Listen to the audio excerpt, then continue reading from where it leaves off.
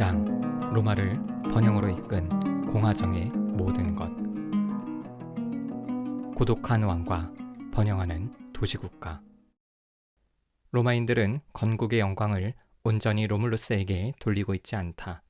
절반은 아이네아스에게, 나머지인 절반의 절반은 레무스에게 돌리고 있다.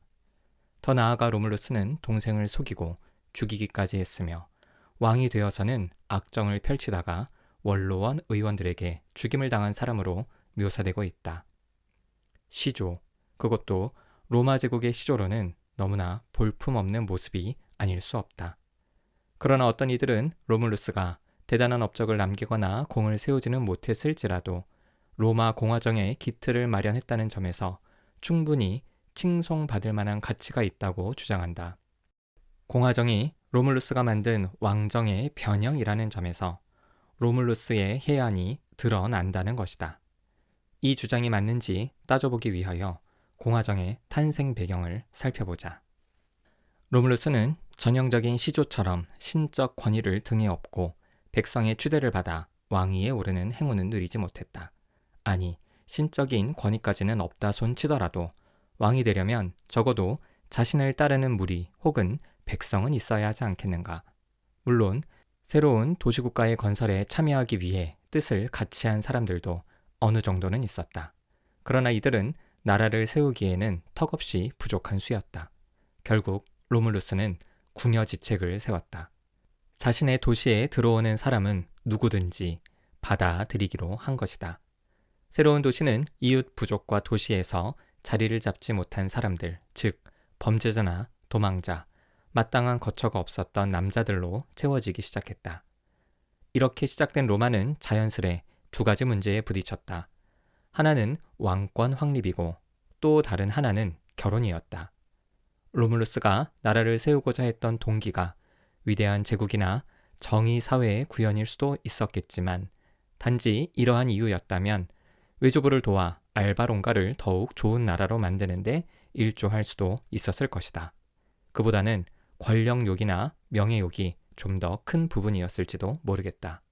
그러나 그를 따르는 무리 중에는 기존의 권위와 제도에 순응하지 못했던 드센 남자들이 많았다. 당연히 자신들의 지도자에게 고분고분할 리가 없었다. 이때 로물루스는 이상보다는 현실, 최고보다는 최선의 방법을 택했다. 모든 명예와 권력을 자신이 독점하는 것이 아니라 백성들에게 나누어 주면서 자신의 목도 챙기는 방식이었다. 가문의 어른들 100명으로 원로원을 구성하고 왕에게 자문하는 역할을 맡김으로써 명예를 부여했고, 시민으로 민회를 구성하고 왕의 선출이나 국가의 주요 정책을 승인하는 역할을 맡김으로써 권력을 분배했다. 물론 두 기관의 중심에 서 있는 것은 왕 자신이었다. 명예와 권력을 나누어주는 형태를 취하긴 했지만 모든 것을 왕이 좌지우지할 수도 있는 아주 교묘한 제도였다. 이처럼 공화정의 토대가 된 원로원과 민회는 로마의 미래를 정확히 볼 수 있었던 로물루스의 선견 지명 때문이라기보다는 현실에서 최선을 다한 노력의 결과였다. 한편 결혼 정년기에 도달한 남성들의 결혼도 큰일이었다. 이 문제 해결을 위해 로물루스와 그 일당은 자신들의 축제에 인근에 살고 있던 사비니족을 초대했다. 축제 분위기가 한껏 고조되었을 때 로마인들은 사비니족 처녀들을 한 명씩 둘러엎고 자신들의 집으로 내달리기 시작했다. 이 사건은 이후 예술가들에게 좋은 소재가 되었지만 눈앞에서 딸과 여동생들을 강제로 빼앗겼던 사비니족 남자들에게는 충격이었고 치욕이었다. 딸과 여동생들을 되찾기 위하여 사비니족 남자들은 죽음을 불사하고 전쟁을 선포했고 로마인들도 절대로 물러서려고 하지 않았다. 두 부족 간의 싸움은 쉽사리 결말이 나지 않았고 그러는 동안 시간이 흘러 사비니 여인들은 로마에 정착했다. 아이도 낳고 남편과도 정이 들었던 것이다. 결국 이들이 아버지와 남편, 오빠와 남편 사이에서 중재 역할을 맡았다. 여인들의 중재로 전쟁이 끝나자 두 부족은 원수가 아닌 가족이 되었다. 로물루스는 더 나아가 사비니족에게 로마 이주를 권하면서 동등한 대우와 권리를 약속했다. 사비니족의 왕 타티우스에게는 함께 나라를 다스리자고 했다. 당시의 국력은 군사력이었고 군사력은 백성 수와 동일했기 때문에 로물루스의 제안을 굳이 거부할 이유가 없었다. 이렇게 두 부족은 하나가 되었다. 사비니족과 합친 후 얼마 안가 타티우스는 전쟁에서 전사했고 이후 로물루스가 혼자 통치했다. 그러다가 로물루스마저 갑작스럽게 죽으면서 후계자 문제가 불거졌다. 사비니게의 로마인들은 당연히 자신들의 부족에서 왕이 나와야 한다고 주장했다. 두 부족이 합친 후에 대부분의 기간을 로물루스가 혼자 통치했기 때문에 사비니게의 입장에서는 당연한 주장이었다.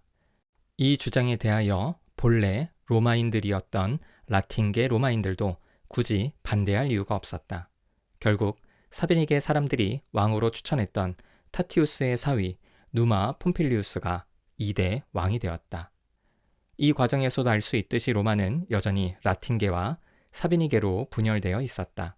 게다가 정치적으로 혼란스럽고 경제적으로도 궁핍했던 군락촌에 불과했다. 왕이 된 누마는 두 부족 간의 갈등을 씻어내고 나라를 발전시키기 위해 여러 정책을 펼치고 종교의식과 제도를 확립했다. 3대 왕은 라틴계인 툴루스 호스틸리우스였다. 2대 왕 누마가 사비니계였기 때문에 다시 라틴계에서 왕을 뽑은 것이다. 누마의 관심이 로마 내부였다면 툴루스의 관심은 외부였다. 누마의 노력과 정책들이 성공적이어서 로마인들은 더욱 단결하고 그 결과 계속되는 전쟁에서도 승리했다. 이때 로마인들은 자신들의 모국이라고 할 수 있는 알바론가와 전쟁을 벌인다. 두 나라 농민들의 사소한 갈등이 전쟁으로 발전한 것으로 지금 시대에는 이해하기 어렵고 전쟁의 이유치고는 쑥스럽기 짝이 없다. 그러나 이때는 기원전 7세기 무렵이다. 전쟁이라고 해도 칼과 창, 방패나 화살보다는 돌멩이와 곡괭이 같은 농기구가 무기로 쓰였다. 요즘 사람들이 보았다면 규모가 조금 큰 패싸움 정도로 보이지 않았을까? 로마의 전쟁이라고 해서 할리우드 영화에서 전형적으로 볼 수 있는 제정시대의 로마 군인들과 전투를 생각하면 오산이다. 농민들의 갈등 때문에 시작된 전쟁에서 알바론가의 왕 메티우스는 로마에 한 가지 제안을 했다.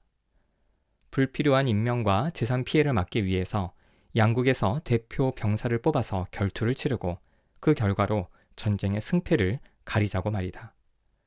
로마인들도 이 제안을 긍정적으로 생각했다.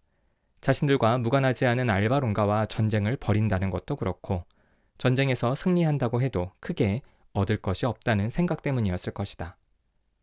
메티우스의 제안을 받아들인 툴루스는 싸움을 잘하기로 소문난 병사를 대표로 뽑았다. 알바론가의 대표 역시 만만치 않은 상대였다. 막상막하의 실력으로 쉽게 우열을 가리긴 힘들었지만 결과는 로마 측의 승리였다. 툴루스는 메티우스에게 약속을 지키고 결과에 승복하라고 했으나 메티우스는 이 요구를 거절한다. 로마인들은 약속을 지키지 않은 알바론가로 쳐들어가서 메티우스를 능지처참하고 도시를 철저히 파괴했다. 로마인들은 약속과 명예, 신의를 중요시하는 사람들이었기 때문에 메티우스의 태도는 도저히 용납할 수 없는 것이었다. 그러나 분노의 대상은 왕과 그 도시였지 알바론가의 주민들은 아니었다.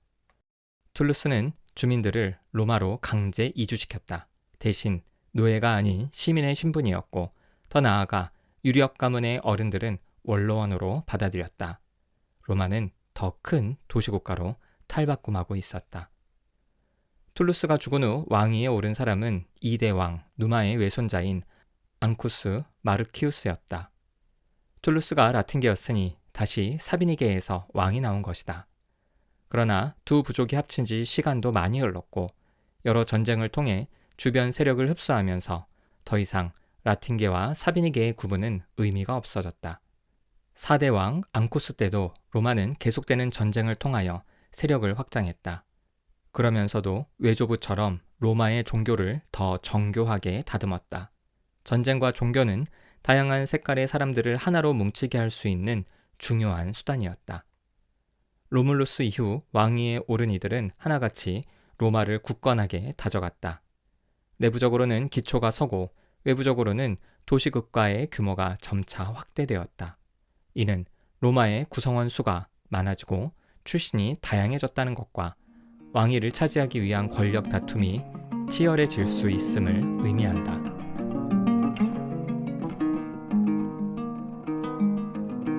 왕정의 한계를 극복하는 공화정. 앙쿠스 다음으로 5대 왕위에 오른 사람은 라틴계나 사비니계가 아니라 혼혈 에투루리아계의 타르퀴니우스 프리스쿠스였다.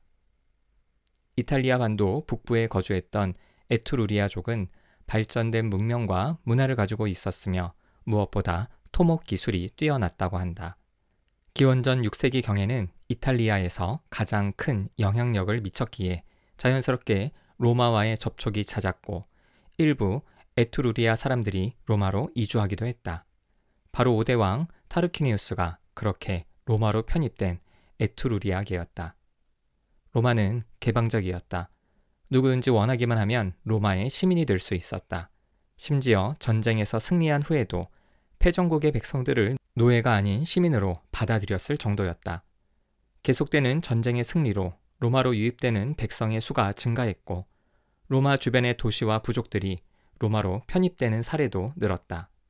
5대 왕 타르퀴니우스는 새로 합류한 유력 가문의 인사들을 원로원으로 받아들였고 원로원 의원의 수를 100명에서 200명으로 늘렸다. 시민들의 수가 많아지면서 전쟁에 동원할 수 있는 인력도 많아졌다. 전쟁에서 이길수록 로마는 더 많은 사람들의 뇌리에 각인되었다. 로물루스가 도시국가를 세웠던 카피톨리노 언덕이 좁아지자 사람들은 다른 언덕에도 거주하기 시작했다. 그러나 성벽도 없이 언덕에 집단으로 거주하는 모습은 보기에도 안 좋을 뿐더러 외부의 침략에 무방비 상태로 노출될 수 있었다. 타르퀴니우스는 에투루리아의 뛰어난 기술자들을 불러 토목공사를 실시하면서 국력에 걸맞은 외형을 갖추도록 했다. 그리고 7 언덕을 둘러싸는 성벽을 만들도록 했다. 일련의 사업으로 타르퀴니우스는 원로원과 시민들 모두에게 인기가 높았다. 인기가 높아질수록 왕을 시기하는 사람이 있었는데 바로 선왕 앙쿠스의 두 아들이었다. 이들은 왕위를 얻고자 아버지를 죽였지만 원로원과 시민들의 반발로 뜻을 이루지 못했다. 로마에서는 왕위 세습에 대한 합의가 없었기 때문이다. 그러나 무슨 일인지 6대 왕은 타르퀴니우스의 사위 세르비우스 툴리우스에게 돌아갔다. 세르비우스는 장인의 사업을 마무리 짓는 일에 착수했는데 그 중에 하나는 성벽을 완성하는 것이었다. 현재 세르비우스 성벽으로 일컬어지는 이 구조물은 그 일부가 로마의 유적으로 남아있을 만큼 견고했다. 이 외에도 세르비우스는 병법을 확립하고 군제를 개혁하는 중요한 업적을 남겼다. 특히 시민들 중 어느 정도 재산이 있어서 전쟁에 참여할 수 있는 사람들을 5등급으로 구분했다. 로마 시민들은 자신이 편성된 부대에서 맡은 보직에 따라 무기와 장비를 스스로 준비해야 했기 때문에 재산에 따라 계급을 나누었던 것이다. 조직화된 군대는 계속되는 전쟁에서 그 효과를 증명했다. 세르비우스는 선왕처럼 훌륭한 치세를 펼쳐서 원로원과 시민들에게 사랑과 인정을 받았지만 역시 선왕처럼 피살을 당한다. 이번에는 아들이 아니라 자신의 딸과 사위였다. 또다시 로마는 혼란에 빠졌다. 이 틈을 타 장인을 죽인 사위 타르퀴니우스 스페르부스는 원로원과 시민들을 설득하여 7대 왕위에 오른다. 왕위를 채택했던 대부분의 나라는 세습제이다. 로마처럼 세습제를 채택하지 않을 경우 최고 권력자인 왕의 갑작스러운 죽음 앞에서 후계자를 두고 논란과 분쟁에 휩싸일 수 있다. 왕정의 아이러니는 최고 권력자인 왕을 임명할 권력자가 없다는 것이다. 물론 로마에는 민회가 왕을 선출하고 추대하는 역할을 하기도 했지만 의견이 모아지지 않으면 이마저도 어렵다. 민회의 의견이 모아질 때까지 왕위를 오래도록 비워둘 수도 없지 않은가. 언제 어디서 적들이 쳐들어와 전쟁이 일어날지도 모르는데 전쟁을 지휘할 왕이 없다면 국가의 안전이 위협받는 사태가 벌어진다. 이런 측면에서 자연스럽게 세습제의 필요성이 대두된다. 그래서 5대 왕 타르퀴니우스가 죽은 후에 그 사위 세르비우스가 왕위에 앉은 것이나 세르비우스가 죽은 후에도 같은 일이 일어난 것은 이러한 맥락이다. 다른 묘안을 찾기는 힘들었을 것이다.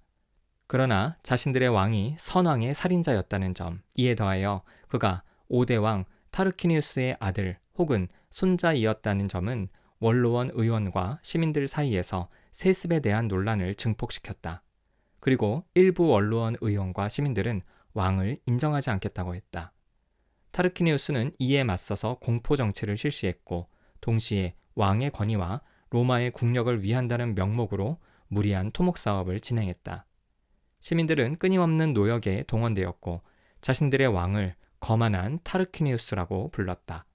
비록 그가 전쟁과 외교에서 뛰어난 실력을 발휘하여 로마는 더 강해졌을지언정 민심은 정반대였다. 그러나 공포정치 때문에 원로원과 시민들은 왕의 횡포를 그냥 두고 볼 수밖에 없었다. 그러던 중 사건이 하나 터졌다. 타르퀴니우스의 아들인 섹스투스가 친구 타르퀴니우스 콜라티누스의 아내 루크레티아를 능욕한 것이다. 이를 계기로 로마인들의 분노는 폭발했고 루키우스 유니우스 브루투스의 주도로 민해는 왕의 일가를 추방하기로 결의하였다. 전쟁에 나갔던 왕은 갑작스러운 병고에 로마로 내달려왔지만 성벽은 굳게 닫혀 있었다. 이후 거만한 타르퀴니우스는 에트루리아를 비롯한 다른 도시와 민족을 상대로 로마의 전쟁을 부추기면서 왕위를 되찾을 방법을 모색했다. 그러나 로마는 거만한 자에게 패하지 않았다. 로물루스가 건국한 기원전 753년부터 509년까지 244년 동안 지속된 로마의 왕정은 이렇게 막을 내리고 본격적인 공화정 시대가 열린다.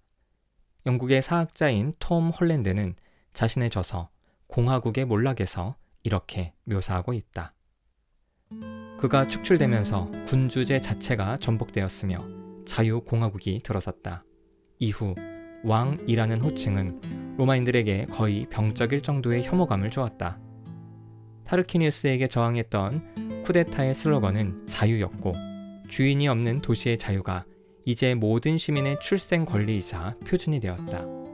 미래에 나타날지도 모를 독재자의 야심으로부터 그 자유를 지키기 위해 공화국의 설립자들은 주목할 만한 원칙에 합의했다.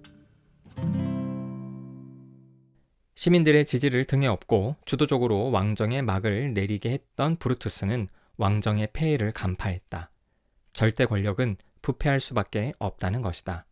반드시 견제와 균형 장치가 필요하다고 생각했다. 비록 왕정에 원로원과 민해가 있었지만 원로원은 자문기관일 뿐이고 의결기관인 민해는 왕의 제안을 추인하는 역할밖에 하지 못하여 빛 좋은 개살구에 불과했다. 브루투스는 왕정을 뜯어고치기 시작했다. 기존 원로원과 민해는 그대로 유지시키되 집정관, 콘술이라는 직책을 만들어서 왕을 대신하도록 했다. 집정관은 로마 시민의 대표이자 전쟁의 총사령관이라는 점에서 왕과 비슷하지만 분명 다른 점이 있었다. 임기가 1년밖에 안 된다는 점, 매해 2명씩 선출하여 함께 활동하도록 한다는 점이 그것이다. 다분히 독재 방지를 염두에 둔 것이었다. 사실 콘술은 함께 쟁기를 끄는 이라는 뜻으로 2명의 집정관이 1년 동안 멍에를 메고 쟁기를 끄는 2마리 황소처럼 사이좋게 열심히 일하라고 붙여준 이름이다. 그러나 최고 지도자가 2명이고 임기도 1년밖에 안 된다면 국가 정책의 일관성과 추진력이 떨어질 수도 있다. 브루투스 역시 이러한 문제점을 잘 알고 있었기에 보완책으로 원로원 강화를 택했다. 원로원의 의석수를 200명에서 300명으로 늘렸다. 이는 원로원을 실제적 권력기관으로 격상하는 의미도 있고 로마로 새롭게 편입된 유력 가문들을 받아들여서 로마 시민의 일치와 단결을 꾀하려는 목적도 있었다. 그러나 늘어난 것은 유력 가문만이 아니었다. 시민들의 숫자도 늘어났고 더 이상 한 곳에 모여서 함께 토론하고 무엇을 의결한다는 자체가 현실적으로 불가능했다. 이때 브루투스는 로마 시민이라면 누구나 병역의 의무가 있다는 점, 그리고 모든 병사는 백인대, 켄투리아에 속해 있다는 점에 착안하여 각 백인대별로 투표를 실시하게 하는 백인의 민해, 코미티아 켄투리아타를 활용했다. 시민들의 의견이 더욱 효율적으로 국정에 반영될 수 있도록 한 것이다. 이러한 일련의 개혁으로 그는 로마 공화정의 창시자라고 불린다. 로마를 건국한 로물루스나 공화정 제도로 이행하는 데 중요한 영향을 미친 브루투스를 비롯하여 대다수의 로마인들은 최고의 이상보다는 현실의 최선을 택했다. 현실과 타협한다는 평가를 받을 수도 있는 이 방법은 로마인의 강점이었다. 이것이 로마를 위대한 제국으로 만든 로마인들의 기본 특성이기도 하다. 로물루스는 현실적으로 수용 가능한 형태의 왕정을, 브루투스는 기존의 왕정을 수정 보완하는 차원에서 공화정을 창시했다. 공화정은 기원전 1세기까지 끊임없이 수정 보완을 거듭하며 로마를 위대한 제국으로 발전시켜 놓는데 그 중심에는 바로 원로원과 시민이 존재하고 있었다.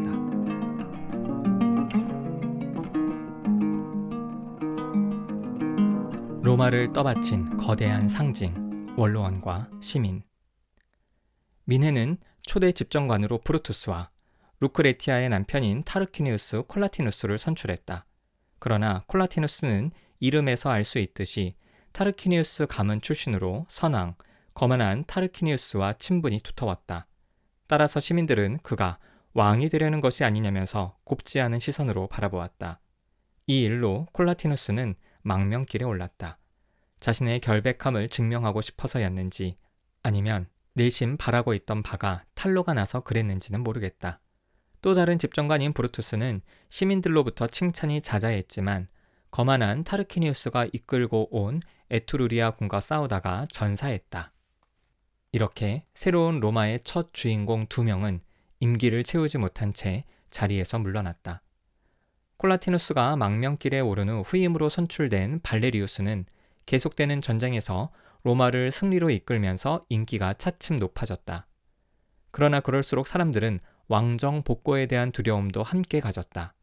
그도 그럴 것이 유력 가문 출신이었던 발레리우스의 저택은 궁궐 못지않게 으리으리했고 개선식이 너무 화려하여 시민들에게 왕을 연상시켰기 때문이다. 민심의 변화를 알아차린 발레리우스는 자신의 저택을 기둥 하나 남기지 않고 무너뜨렸으며 집정관의 권한을 제한하고 시민들의 권리를 존중해주는 새로운 법안들을 만들었다.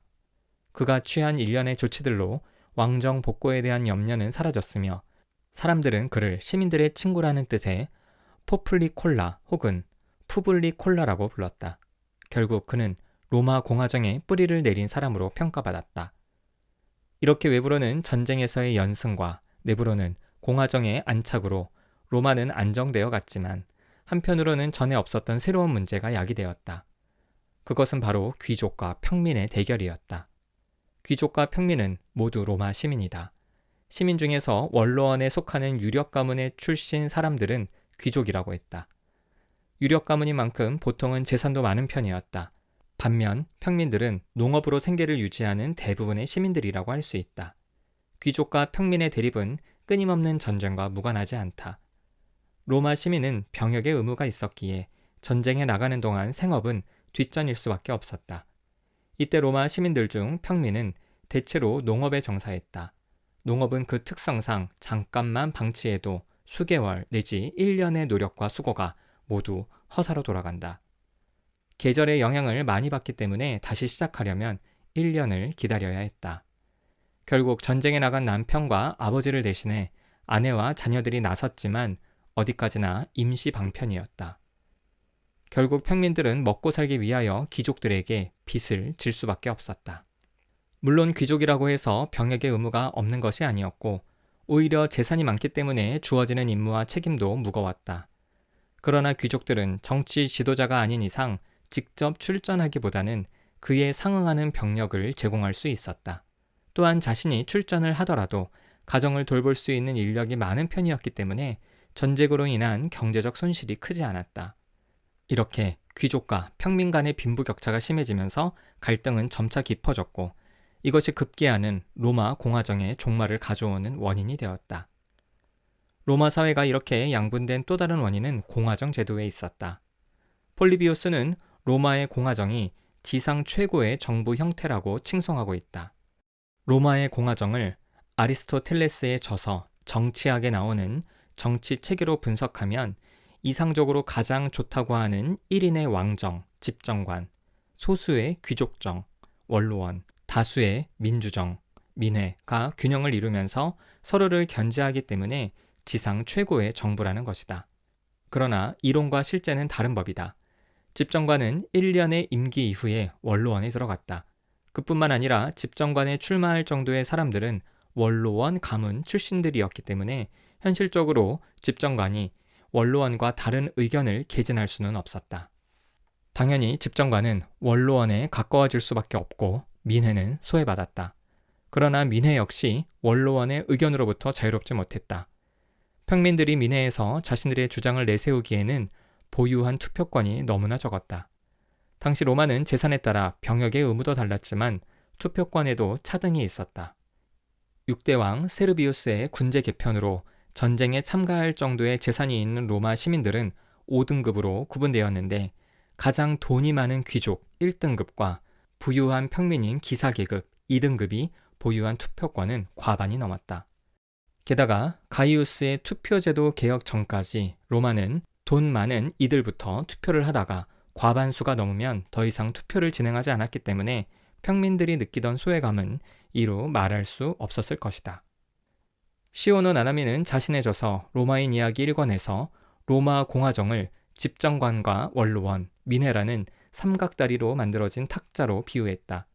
다리가 3개인 탁자는 안정감 있게 서 있을 수 있지만 집정관과 원로원이라는 두 다리가 가까워져서 결국 합쳐졌다면 다리가 2개인 탁자는 서 있을 수 없다고 했다. 그러나 민회 역시 부유한 사람들의 의중대로 움직였다면 탁자의 다리는 하나나 다름없다. 다리가 하나인 탁자는 당연히 서 있을 수 없는 법. 이러한 상황을 평민들은 어떻게 타개했을까? 앞서 언급했듯이 로마 시민들은 누구나 병사였기 때문에 사실 로마의 발전과 존립에 있어서 이들의 영향력은 막강했다. 그러나 한두 사람의 힘으로는 구조적인 문제를 해결할 수 없었기에 그들은 성산이라는 뜻의 몬스사케르 혹은 몬테 사크로에서 파업으로 맞섰다. 전쟁이 끊이지 않던 때 병사들의 파업은 곧 공멸이었다. 로마의 귀족들은 이들의 요구를 무시할 수 없었고 평민들의 권익 수호를 위해 기원전 494년 호민관 트리부누스 플레비스라는 직책을 만들었다. 호민관을 선출한 후 기원전 471년에는 평민들만 참석할 수 있는 평민회 콘킬리움 플레비스가 만들어졌다. 평민의 이익을 대변하는 호민관은 집정관의 결정에 거부권을 행사할 수도 있으며 신변 보호를 위해 면책 특권까지 누렸다. 집정관처럼 처음에는 2명으로 시작되었으나 이후에 10명까지 늘어났다. 그러나 호민관은 전시에는 거부권을 행사할 수 없었다. 그런데 현실적으로 로마에 전쟁이 없는 날이 별로 없었기 때문에 호민관이라는 직책 역시 허울 좋은 허수아비에 불과할 때가 많았다. 평민들의 불만은 좀처럼 수그러들지 않았다. 호민관은 새로운 정책에 있어서 평민들의 이익을 대변할 수 있지만 당장에는 큰 도움이 되지 못했다. 끊임없는 전쟁으로 인한 경제적 어려움과 파산, 공유지의 공정하지 못한 분배는 여전히 해결되지 않았기 때문이다. 특히 평민들은 귀족들에게 빌린 돈을 갚을 길이 없어서 나중에는 농노 신세로 전락하는 경우가 허다했다.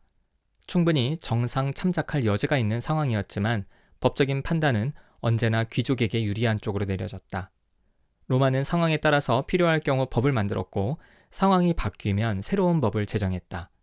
이전의 법을 수정하는 것이 아니라 새로운 법이 과거의 법을 대체하는 시기였기 때문에 법에 특별한 관심이 없는 사람이라면 어떤 법이 적용될 수 있는지 알 수 없었다.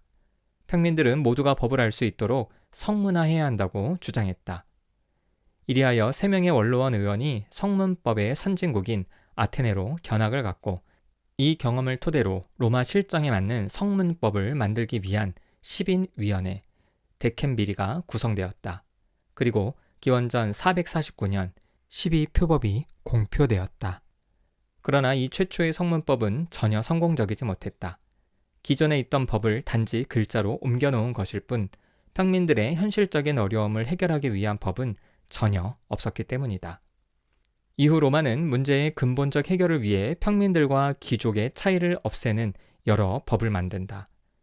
12표법이 공표된 지 4년 만인 기원전 445년 카눌레이우스 법으로 귀족과 평민의 결혼을 인정했고 기원전 367년 리키니우스 섹스티우스 법으로 모든 공직에 평민이 출마할 수 있게 했다. 그리고 기원전 287년 호르텐시우스 법으로 평민회의 결의만으로도 입법이 가능하도록 했다. 이러한 일련의 조치로 로마에서는 더 이상 평민과 귀족이라는 차이가 유명 무실해졌다. 그렇다면 로마는 더 이상 갈등이 없는 사회가 되었을까? 그렇지 않다. 평민과 귀족 대신 가진 자와 못 가진 자의 갈등이 점점 커져갔고, 이는 결국 공화정의 한계와 재정의 필요성으로 발전한다. 어느 사회든 대립하는 두 집단은 존재한다. 사람들은 이러한 갈등의 원인을 신분이나 경제 등 사회적 조건에서 찾지만 표면적인 이유가 개선되어도 갈등은 사라지지 않는다. 왜일까? 그 이유 중 하나는 우리에게 있는 심리적인 속성 때문이다. 왕정에서 공화정으로 이행한 로마에서 왜 갈등이 멈추지 않고 사회 전체로 퍼져나갈 수밖에 없었는지 심리학에서 이유를 찾아보자.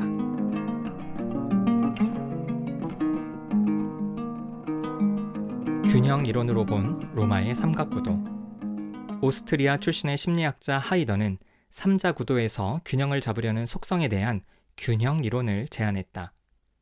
균형 이론은 일반적으로 한 사람 P가 다른 사람 O와 사람이 아닌 대상 X에 대한 태도에서 균형을 잡으려는 동기에 대한 것으로 POX 이론이라고도 한다. 그러나 삼자구도를 이루는 것이 반드시 두 사람과 한 대상이 아니어도 된다. 세 사람 간의 관계에서도 적용 가능하고 현실적으로는 개인이 아닌 기관이나 제도에도 적용 가능하다. 하이더의 이론을 더 살펴보자. 균형 이론은 삼자구도를 가정하기 때문에 삼각형으로 표현하면 쉽게 이해할 수 있다.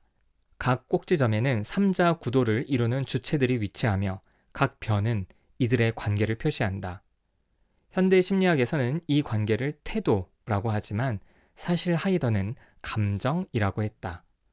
무어라고 이름 붙이든지 좋음, 플러스와 싫음, 마이너스로 구분할 수 있다. 태도와 관계를 좋음과 싫음 둘로 구분한다고 하니 지나치게 단순한 감이 없지 않지만 실제로 우리는 좋아서 가까이 하고 싶은 사람과 싫어서 멀리하고 싶은 사람으로 주변 사람들을 구분하는 경향이 있다.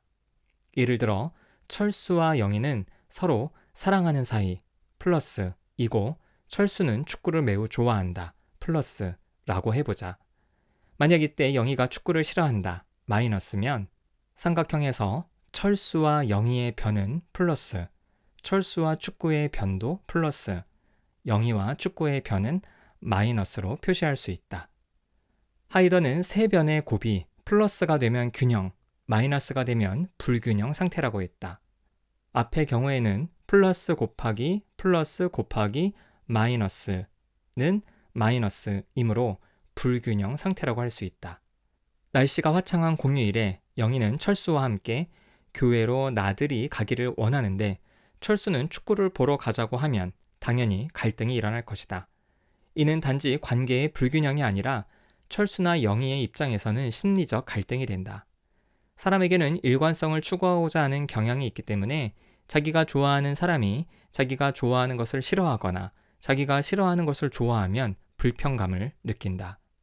이러한 불균형 혹은 일관되지 않은 상황을 벗어나기 위한 방법은 관계를 재정립하여 세 변의 곱을 플러스로 만드는 것이다. 구체적으로는 철수가 축구를 포기하거나 마이너스, 영희와 헤어지면 마이너스 된다. 아니면 영희가 축구를 좋아하는 플러스로 만드는 것도 한 방법이다.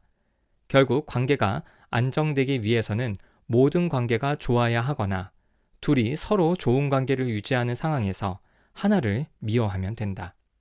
이것을 로마 공화정에 적용해보자. 왕정 체제 하에서 왕과 원로원, 민회의 관계는 서로 적절한 균형을 이루면서 좋은 관계를 유지하고 있었다. 그러나 공화정은 집정관과 원로원이 가까워지고 민회가 소외될 수밖에 없는 구조이다. 사실 삼자구도에서 모두가 잘 지내는 것이 이상적이지만 현실적으로는 한 대상을 두 객체가 배척하는 것이 더 흔하다. 어쩌면 전자보다는 후자가 더 안정적으로 느껴지기도 한다. 사람은 본래 생존이라는 주제에 민감하고 이는 너무나 쉽게 경쟁 상황과 갈등으로 이어진다. 그러니 모두가 잘 지내는 상황, 세 개의 플러스 보다는 갈등이 하나, 두 개의 플러스와 한 개의 마이너스라도 발생하기 쉽고 이러한 불평형 갈등은 갈등의 해결, 하나의 마이너스를 플러스로 바꾸기보다는 또 다른 갈등의 유발, 두 개의 마이너스와 한 개의 플러스로 번지기 쉽다. 그래서일까? 사람들은 여행이나 자취를 할 때 세 명이 함께 하지 말라고 충고한다. 세 명이 잘 지내는 것이 어렵다면 아예 네 명은 어떨까? 실제로 로마인들은 호민관 제도를 도입함으로써 3자 구도의 문제를 4자 구도로 해결하려고 했다. 그러나 3자 구도를 4자 구도로 바꾸어 버리면 2대 2의 대결 구도가 되어서 이도저도 아닌 상황이 되기 쉽다. 로마에서도 원로원을 배경으로 한 집정관과 평민회를 배경으로 한 호민관의 갈등으로 나라가 어려움에 처하는 일이 종종 발생했다. 여행이야 각자 다니면 되고 자취도 따로 나와서 할 수 있지만 국가는 가를 수가 없다. 결국 로마가 택한 방법은 모든 관직을 평민에게 개방하여 3자나 4자 구도가 아닌 다자 구도로의 변화를 꾀한 것이다.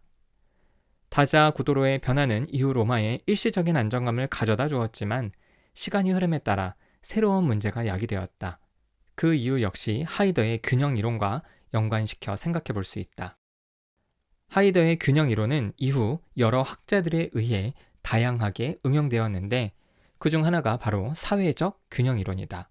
이 이론은 하이더의 균형 이론을 더 큰 사회적 네트워크에 적용하는 일련의 시도라고 볼 수 있다. 여러 학자들이 이 연구를 했지만 대표적으로 캐나다 칼튼 대학교의 왕과 손게이트를 들 수 있다. 이들은 균형 이론이 더 복잡한 사회적 상황에 적용될 수 있도록 컴퓨터 프로그램을 고안했고 이를 가상의 네트워크에 적용해 보았다. 가상의 네트워크에서 모든 개체들이 하이더의 이론에 따라서 반응하도록 한 다음 전체적으로 균형 상태에 도달했을 때 어떤 일이 일어나는지를 보기 위함이었다. 결과는 놀라웠다. 거대한 하나의 집단이 서로 적대적인 두 하위 집단으로 나뉘어 있었다. 두 심리학자는 결과를 증명하기 위해 복잡한 프로그램을 고안해야 했지만 사실 우리 대부분은 경험적으로 한 집단이 반목하는 두 집단으로 나누어진다는 것을 이미 알고 있다. 두 심리학자가 자신들의 논문에 사용했던 그림을 보면 하이더의 균형 이론에서처럼 2대 1의 비율로 집단이 나뉘어져 있다는 점이 재미있다. 아랍 속담에는 내 적의 적은 내 친구라는 말이 있다. 하이더는 자신의 책에서 이 말을 자신의 이론에 맞게 확장시켰다. 내 친구의 친구는 나의 친구. 내 친구의 적은 나의 적. 내 적의 친구는 나의 적. 내 적의 적은 나의 친구. 어느 집단이나 사회, 국가는 모두 사람들로 구성되어 있고 사람들은 대인관계에서도 일관성과 균형을 원한다. 그렇기에 어떠한 제도적 장치를 보완한다고 하더라도 두 집단으로 나뉘어서 갈등과 반목을 하는 상황이 계속되는 것은 당연한 일일지도 모르겠다. 현대 민주주의도 그렇고 오래전의 로마도 예외가 아니다. 호민관 창설을 비롯하여 평민과 귀족의 차이를 없애려고 했던 수많은 시도들이 있었지만 두 집단 간의 갈등은 공화정 말기에서 볼 수 있듯이 극단적인 대립으로 발전한다. 그런데도 로마는 문제를 해결하기 위하여 끊임없이 과감한 변화를 시도했다. 인류 역사상 어디에서도 찾아볼 수 없을 정도이다. 이러한 유연성과 개방성이 비록 내부의 문제, 귀족과 평민의 갈등을 완전히 해결하지는 못했지만 외부의 문제, 전쟁에 있어서는 효과적으로 작용했다. 공화정의 저력이 발휘되었던 포에니 전쟁을 살펴보자.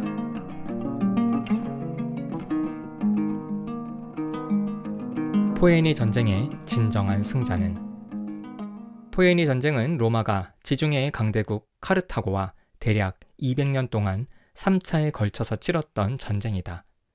카르타고는 페니키아 문명의 영향으로 세워진 도시이기 때문에 로마인들은 카르타고인을 페니키아인이라는 의미의 포에니라고 불렀다.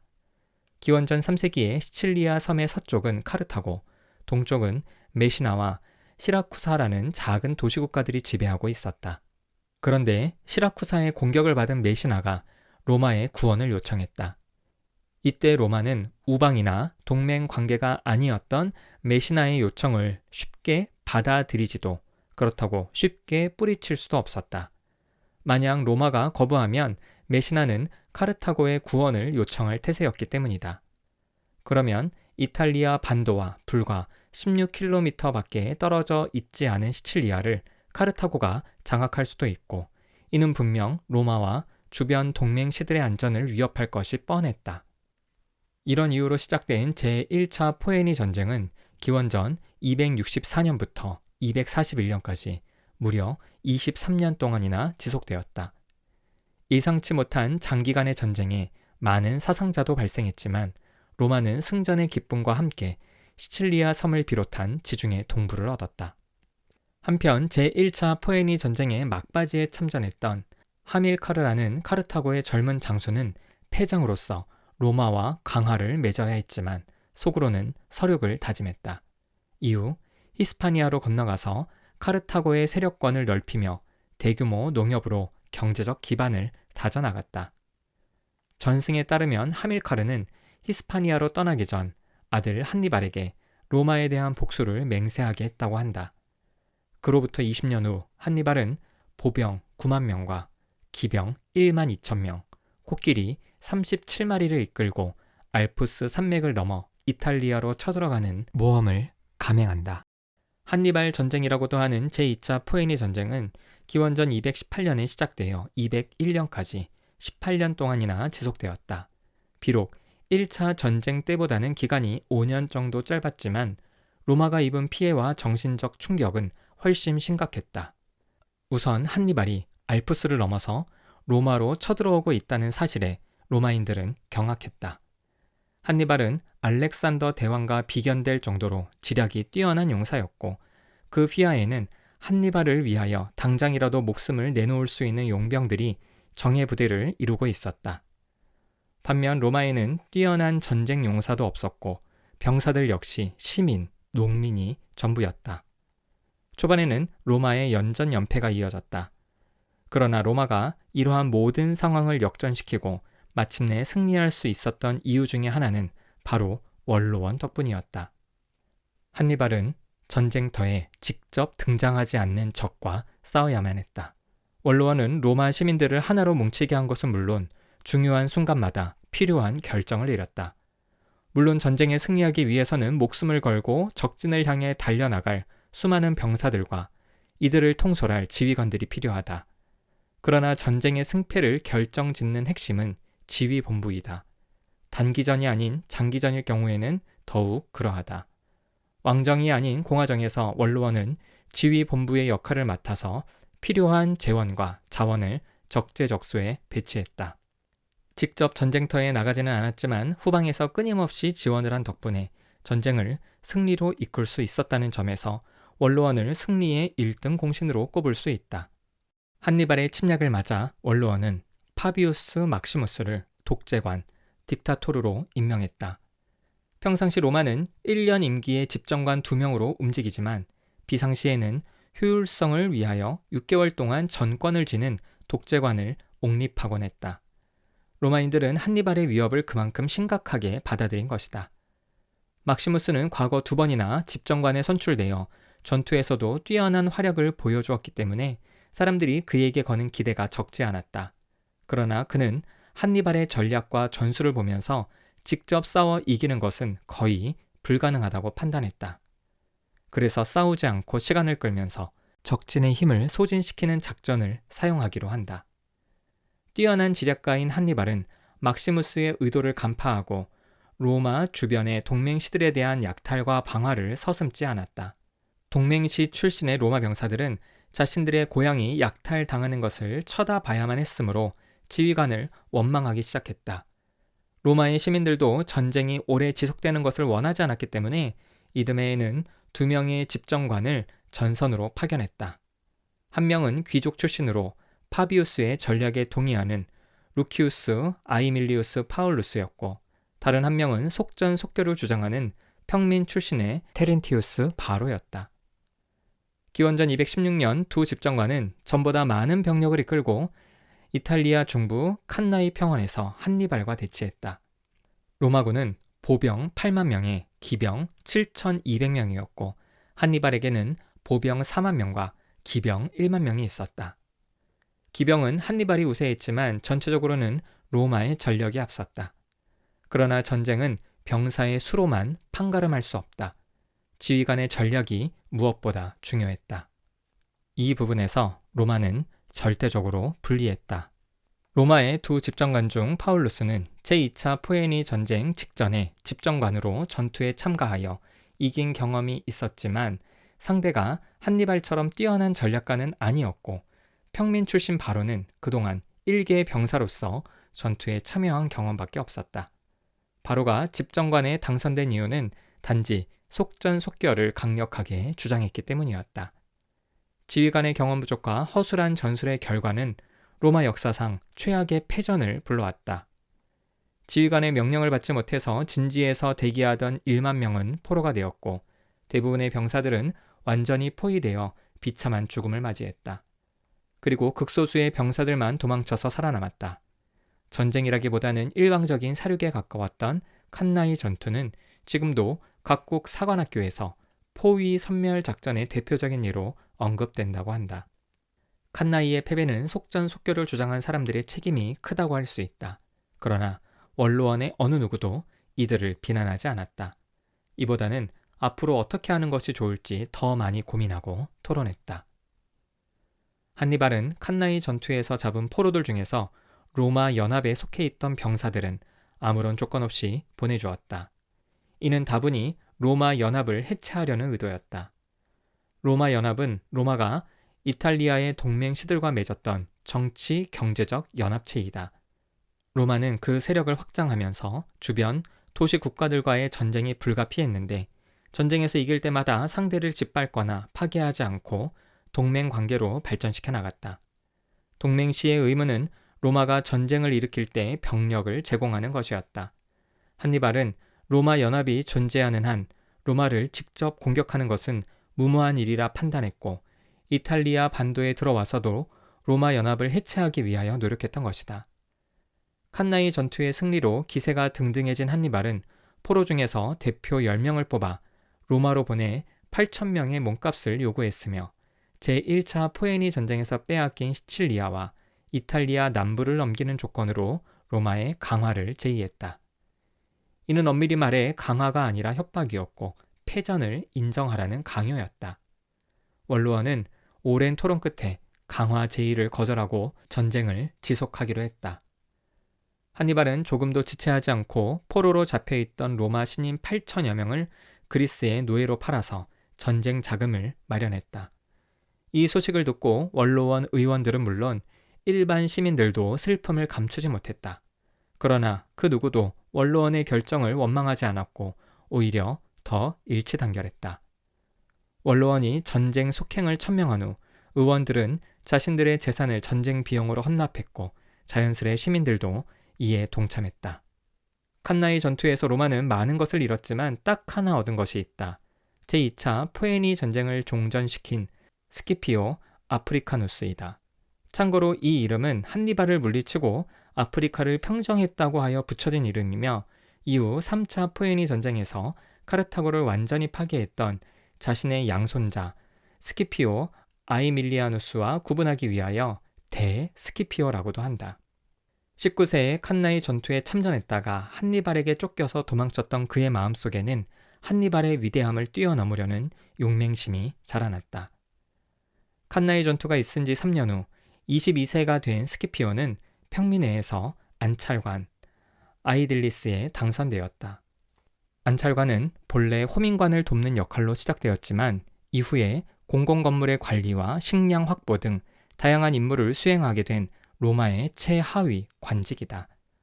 원래 로마의 모든 공직은 30세가 되어야 맡을 수 있었다. 따라서 임기가 시작되는 다음 해에도 23세밖에 안 되는 스키피오는 원칙상 안찰관이 될 수 없었다. 그러나 그는 평민들의 절대적인 지지를 이끌어내었고 원로원은 이 결정을 받아들였다. 1년의 임기를 마치고 24세가 된 스키피오는 히스파니아에서 전사한 아버지의 뒤를 이어 총사령관으로 파견해 줄 것을 원로원 의원들에게 요청했다. 스키피오의 아버지는 카르타고 세력을 막기 위해 노력했던 푸블리우스 코르넬리우스 스키피오였다. 로마 군단을 지휘할 수 있는 사령관은 집정관이나 법무관, 프라이토르 혹은 전직 집정관이나 전직 법무관만 가능했다. 이 관직의 연령 제한은 최하 40세였다. 스키피오가 이듬해부터 사령관이 된다고 해도 무려 15세나 차이가 났다. 안찰관이야 로마의 최하위 관직이고 하한 연령보다 7년밖에 어리지 않아서 눈 감아 주었다고 하지만 사령관은 로마의 최고위 관직인데다가 연령의 차이도 눈 감아 주기에는 너무나 컸다. 이때 원로원은 다시 열띤 토론을 했고 그에게 전직 법무관이라는 직책과 2개의 군단을 주어서 보내기로 결의했다. 그리고 비상시에는 스키피오를 대신할 수 있는 감찰관을 함께 보냈다.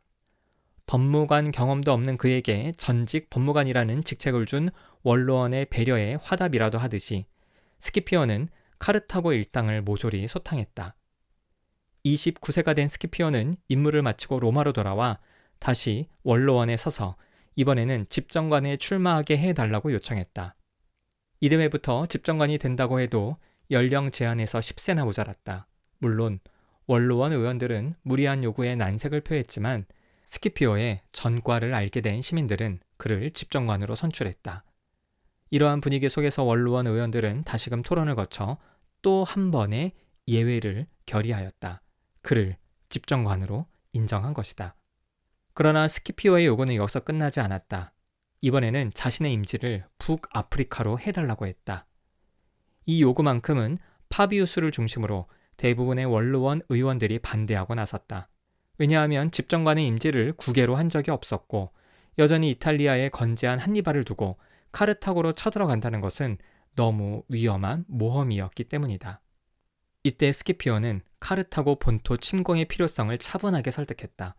카르타고를 공격하는 것이 한니발을 로마에서 떠나게 하는 최선의 선택이라는 것이다. 스키피오의 이야기를 들은 후 상당수 의원들은 마음이 움직였다. 원로원은 새로운 의견을 도출했다. 바로 스키피오를 군단 없이 시칠리아로 보내는 것이었다. 이것은 집정관의 임기를 국외로 하지 않는 로마의 전통을 유지하면서도 스키피오의 요구를 어느 정도 받아들인 절묘한 결정이었다. 스키피오가 정말 원한다면 시칠리아에서 병사들을 모아 카르타고로 쳐들어갈 수 있다. 그리고 전쟁에서 패한다고 해도 어디까지나 개인의 행동이기 때문에 원로원은 이 일에 대한 책임을 지지 않아도 된다. 반면 전쟁에서 승리한다면 이보다 더 좋을 수는 없는 것이다. 원로원은 결과가 어떻게 되든 손해볼 것이 없는 장사를 하는 셈이다. 스키피오 역시 원로원의 이 같은 결정을 충분히 이해했다. 아니, 끊임없는 예외를 허락해준 원로원에 고마워했을지도 모를 일이다. 그는 기원전 205년 집정관의 신분으로 시칠리아에서 병력을 모으고 1년 동안 훈련을 시키면서 상황을 예의주시했다. 그리고 이듬해에 전직 집정관 자격으로 군단을 이끌고 아프리카로 건너가서 카르타고를 공격한다. 당연히 무방비 상태에 있던 카르타고는 열세에 몰렸다. 결국 카르타고는 로마의 강화를 제의했다. 스키피오는 강화를 맺는 조건 중 하나로 한니발의 철수를 제안했다. 카르타고가 스키피오의 요구를 받아들여 한니발을 본토로 불러들였고 이로 인해 제2차 포에니 전쟁은 끝나는 듯했다. 그러나 카르타고는 한니발이 도착하자마자 강화 제안을 철회하고 전쟁을 준비했다. 기원전 202년 카르타고 남서지방에 있는 자마에서 세기의 전투가 벌어졌다. 스키피오의 전략은 알프스 산맥을 넘어왔던 한니발의 전략을 뛰어넘는 것이었다. 이로써 그 유명한 한니발 전쟁은 끝이 난다. 그러나 진정한 승자는 스키피오 개인이 아닌 원로원이었다.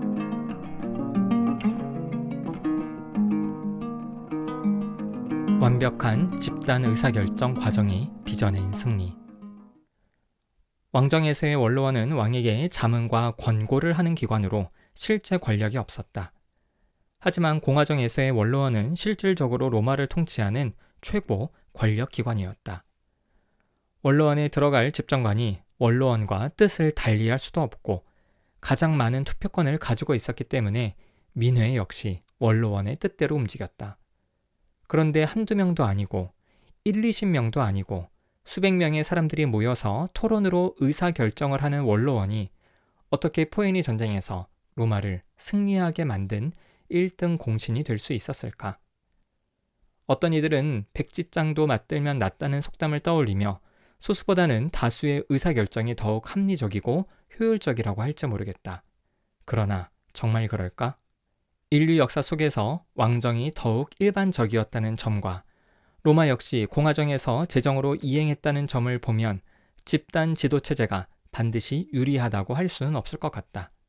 특히 평시가 아니라 전시일 경우에는 토론을 거쳐야 하는 집단체제가 더 불리하다. 게다가 합리적이고 이성적인 개인이 모였더라도 때로는 비이성적이고 비합리적인 집단이 될 수 있음은 여의도만 보아도 쉽게 알 수 있다. 무조건 집단의 결정이 개인보다 낫다고는 할 수 없다. 집단이 개인보다 훌륭한 결정을 하기 위해서는 몇 가지 조건이 필요하다. 원로원을 중심으로 한 로마가 포에니 전쟁에서 승리를 거둘 수 있었던 것도 바로 이러한 조건이 충족되었기 때문이다.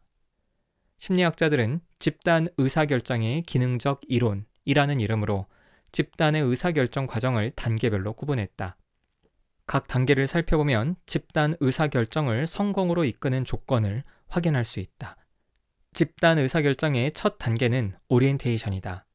집단이 해결해야 할 문제를 정의하고 앞으로 이 문제를 어떻게 해결할지 절차와 과정을 계획한다. 이때 집단 구성원은 자신들의 과제와 목표, 절차 등을 공유한다. 해결해야 할 문제는 무엇이고 어떻게 토론을 전개할 것이며 결론을 도출하기 위하여 어떤 방식을 사용할 것인지를 구체적으로 합의해서 정해야 한다. 그러나 많은 경우 이 단계를 너무 당연시하거나 쉽게 여겨서 제대로 밟지 않는다. 여러 연구를 통해 오리엔테이션 단계를 충분히 거친 집단이 그렇지 않은 집단에 비하여 성공적으로 문제를 해결한다는 것이 밝혀졌다. 오리엔테이션을 통하여 문제를 확인하고 문제 해결을 위한 방식과 규칙을 공유하면 그 다음은 문제 해결을 위한 토의 단계에 들어간다. 미국 플로리다 국제대학교의 코어트는 정보가 의사결정의 혈액이라면 토의는 의사결정 과정의 심장이라고 했다.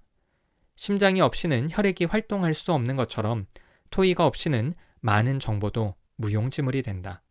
토의 단계에서는 문제 해결을 위하여 다양한 정보를 수집하고 수집한 정보를 다양한 측면에서 검증하는 일을 한다. 집단 의사결정의 성패 여부는 대체로 이 단계에 달려 있다고 해도 과언이 아닐 것이다. 다시 말해 토의가 제대로 된다면 집단 의사결정이 개인보다 낫지만 토의에서 다양한 정보가 제시되지 않거나 검증되지 않으면 개인보다 훨씬 못하게 된다. 토의 단계를 거치면 다음은 결정을 내리는 단계이다. 민주주의 사회에서는 초등학교의 학급 회의에서부터 대통령 선거에 이르기까지 대부분의 집단 의사결정에서 다수결을 사용하지만 그 밖에도 여러 가지가 있다. 집단의 대표나 혹은 소집단에게 결정하게 하는 위임, 개개인의 결정을 더하거나 평균을 내서 결정하는 통계적 방식, 모두가 합의하도록 하는 만장일치, 그리고 논리를 배제한 채 동전 던지기와 같은 우연에 맡기는 무선 선택 등이다. 우리는 다수의 의견을 따르는 다수결이 최고의 방법이라고 생각하기 쉽지만 정작 역사에서 중요한 순간은 다수보다는 소수의 선택이 옳을 때가 많았다. 따라서 어느 한 가지 방식만을 고집하는 것은 좋지 못하다. 각 방법은 장단점이 있으며 사용해야 할 때와 사용하지 말아야 할 때가 있기 때문이다. 토의를 통하여 도출된 결정을 누군가가 인정하지 않으면 이전 과정으로 다시 돌아가야 한다. 물론 그 이유가 단지 감정이 상했기 때문이라면 그렇게 할 필요가 없겠지만 다른 이유가 있다면 문제가 발생한 지점으로 돌아가야 한다. 집단 의사결정의 어려움은 바로 모든 사람들이 인정하는 방식으로 결정해야 한다는 것이다. 이 말은 만장일치를 의미하는 것이 아니다. 누구라도 집단의 결정을 받아들일 수밖에 없도록 합리적이고 논리적으로 진행되어야 한다는 것이다. 그래야만 이행과 실천으로 넘어갈 수 있다. 이행 단계에 왔다고 끝난 것이 아니다. 이행에 문제가 없다면 결정을 고수하면 되지만 문제가 발견되면 결정을 다시 평가해야 한다. 필요하다면 다시 처음부터 의사결정 단계를 밟아야 한다. 한 번 결정했다고 무조건 지켜야 한다고 강요하는 것은 도움이 되지 않는다. 포에니 전쟁을 성공으로 이끌었던 원로원의 집단 의사결정 과정을 위 단계별로 확인해보자. 우선 원로원은 로마의 건국과 함께 시작되었고 공화정 출범 후 집단 의사결정 체제로 자리를 잡기 시작했다. 로마가 공화정으로 바꾼 것이 기원전 509년이고 제1차 포에니 전쟁이 시작된 것이 기원전 264년이므로 원로원은 대략 250년 동안 로마의 최고 의결기관으로 기능하며 토론이나 의사결정 방식 등이 정착되었을 것이다. 이런 상황에서 전쟁이 터졌으니 전쟁 승리라는 명확한 목표도 존재한다. 다시 말해 오리엔테이션 단계에서 원로원은 완벽에 가까웠다. 그 다음은 토의 단계이다. 집단 의사결정의 심장이라고 하는 토의가 성공적이기 위해서는 다양한 의견과 정보들이 거론될 수 있어야 한다. 여러 사람이 모여서 토의를 하니 다양한 의견과 정보가 거론되는 것은 당연한 일이 아니냐고 반문할지도 모른다. 그러나 그렇지 않은 경우도 많다. 집단 구성원이 문제 해결을 위하여 다양하고 창의적인 생각들을 쏟아내는 것을 브레인스토밍이라고 한다. 초기 연구에서는 집단의 브레인스토밍이 개인의 수행보다 더 좋다는 것이 입증되기도 했다. 그러나 이후 연구에서는 반대의 결과가 나오기도 했다. 한 연구에서 어떤 참가자들은 4인으로 구성된 집단에서 함께 브레인스토밍을 했고 다른 4명의 참가자들은 자신만의 독립된 공간에서 브레인스토밍을 했다. 과연 함께 모여서 하는 것이 각자 한 것을 합치는 것보다 더 나을까? 결과는 예상 밖이었다. 4인 집단의 경우에는 평균 28개의 아이디어가 나왔으나 독립적인 4명의 아이디어를 합쳤을 경우에는 평균 74.5개였다. 왜 이런 일이 생기는 것일까? 심리학자들은 몇 가지 이유를 제시한다. 우선 여러 사람과 브레인스토밍을 하면 타인의 말을 들어야 하기에 온전히 브레인스토밍을 할 수 없으며 자신이 말할 차례를 기다리면서 망각하기도 한다는 것이다. 그러나 이러한 이유보다 더 눈여겨보아야 할 것은 평가 불안이다. 자신의 아이디어가 다른 사람들의 것보다 못하다는 생각 때문에 혹은 다른 사람들이 자신의 아이디어를 비웃거나 부정적으로 판단할지 모른다는 생각 때문에 집단 앞에서 말하기를 꺼린다. 사람들은 기본적으로 인정과 존중을 받고 싶어하고 가능하면 다른 사람들과 사이좋게 지내려고 한다.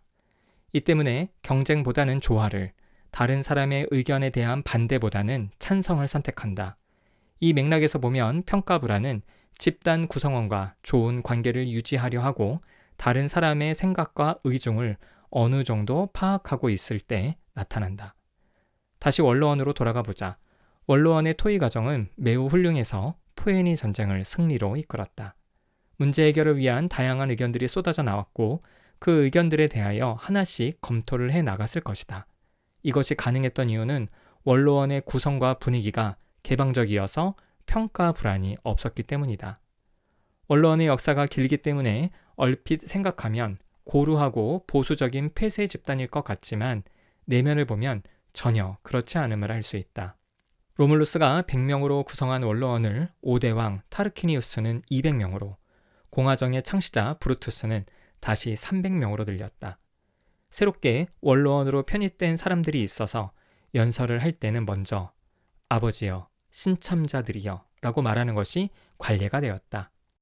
이렇게 원로원의 수를 늘린 것은 로마로 편입된 유력 가문을 동화시키기 위한 정책 때문이었다.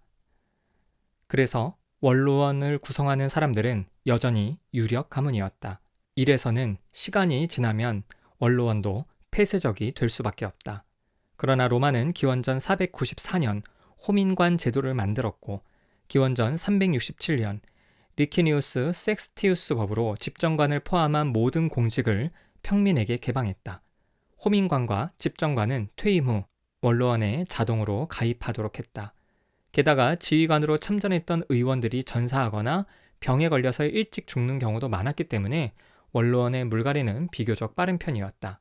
결국 원로원의 구성원들은 원로 못지않게 신참도 많을 수밖에 없었다.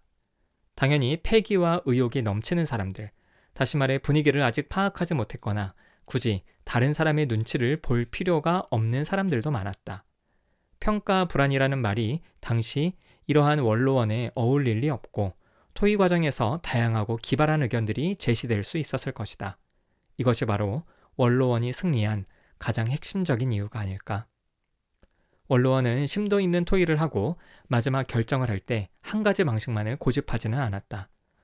어떤 경우에는 집정관이나 민회의 결정을 위임했으며 때로는 다수결 방식을 채택하거나 모든 원로원 의원들의 의견을 수렴하여 모두가 인정하는 결정을 하기도 했다. 이렇듯 한 가지 방식을 고수하기보다는 경우에 따라 최선의 방법을 선택한 것이다. 귀족과 평민 중 어느 한쪽의 입장과 이익에 치우치지 않는 원로원의 결정을 모든 로마 시민이 받아들이고 이행하는 것은 당연했다. 그런데 이행 과정에서도 유연성이 발휘되었다.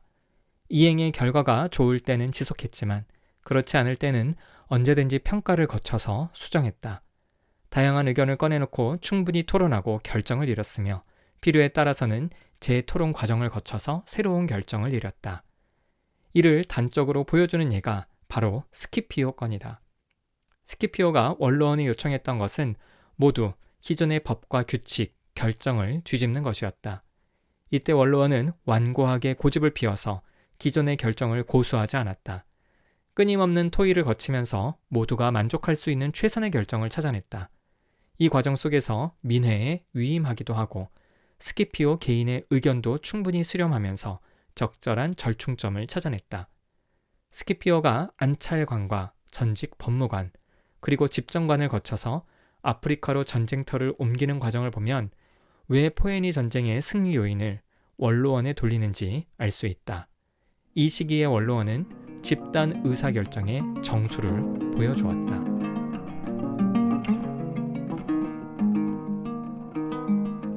달라진 원로원, 폐쇄 집단이 되어가다. 제2차 포에니 전쟁의 승리로 로마는 지중해의 유일한 강대국으로 성장한다. 로마 역사상 가장 힘겨웠던 전쟁을 마친 원로원과 시민들은 당분간만이라도 전쟁이 없기를 바랐을 것이다. 그래야 생업을 뒤로하고 전쟁터에 나가 죽음의 위협에 시달리지 않을 수 있기 때문이다. 그러나 얼마 지나지 않아 아테네를 중심으로 한 그리스 도시국가의 대표들이 찾아왔다. 2차 전쟁의 승리를 축하하면서 마케도니아의 군사행동을 저지해달라는 부탁을 하기 위해서였다. 마케도니아는 알렉산더 대왕 사후에 세워진 헬레니직 왕국 가운데 하나로 그리스 북부에 위치하고 있었다.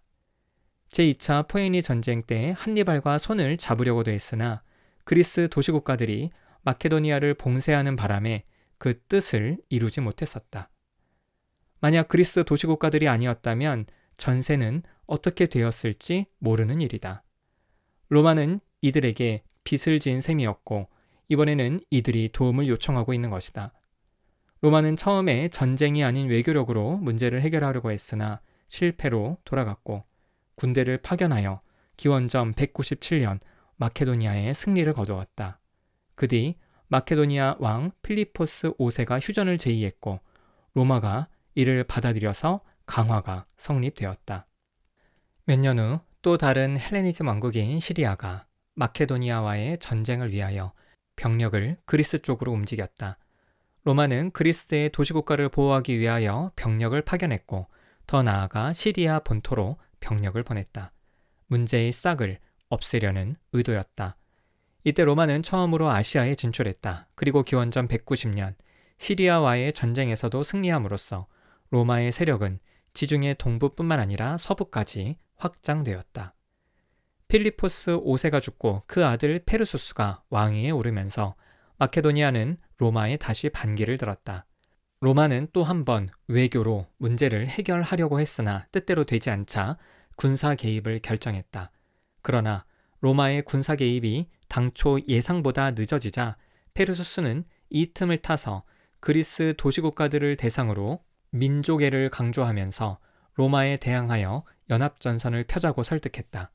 이때 많은 도시국가들이 로마를 배반하고 마케도니아 편에 섰다. 로마인들의 입장에서 보자면 그리스인들이 자신들의 호의와 배려를 배반으로 갚은 것이나 다름없었다.